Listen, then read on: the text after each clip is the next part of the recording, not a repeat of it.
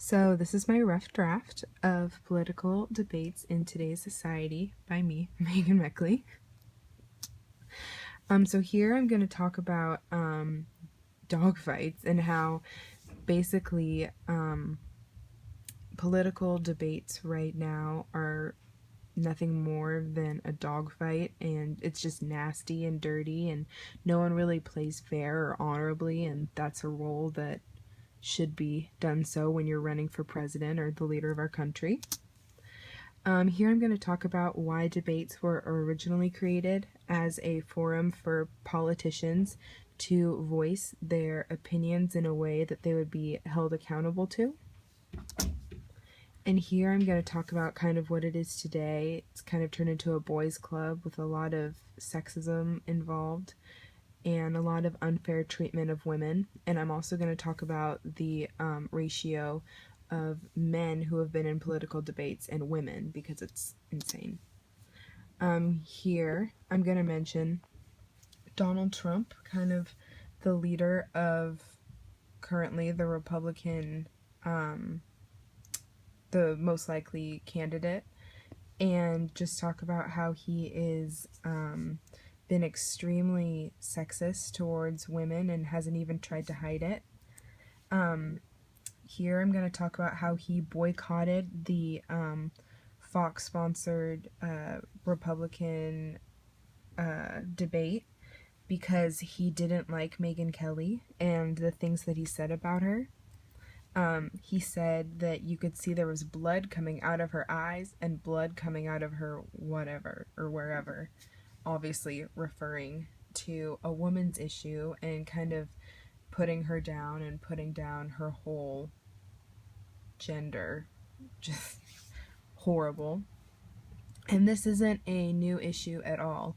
In 1984, there was a woman running for vice president, and during the debate, she, although she had more experience than her opponent was extremely condescending and tried to explain matters of foreign policy to her that she obviously understood and didn't need explaining, and it was just horrible.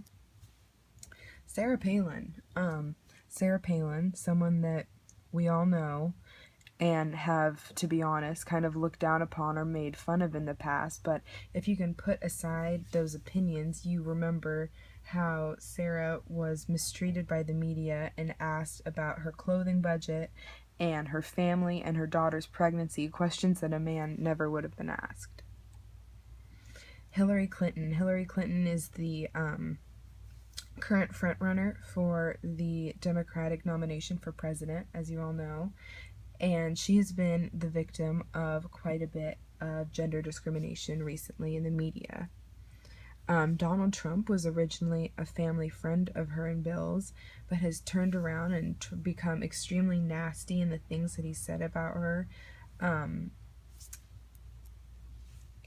And the things that he said about her have had nothing to do really with her politics. He's called her shrill and high-pitched, which, I mean, a man, I can't think of the last time the tenor of a man's voice has ever been questioned in politics.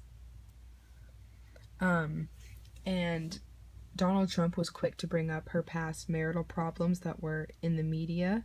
However, Donald Trump has had 3 wives, driven 4 companies into Chapter 11 bankruptcy, and has been extremely vocal about just being quite just not shy about putting down other people in the media.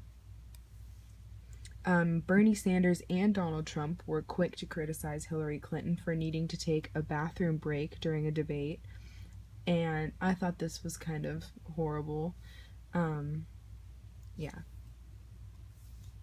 Chris Christie was recently quoted in the media as mentioning women taking their children to work before they are home all day, and men going off to work, and just kind of the blatant gender discrimination between gender roles was kind of something that was just kind of put on display here, and it's just kind of scary to see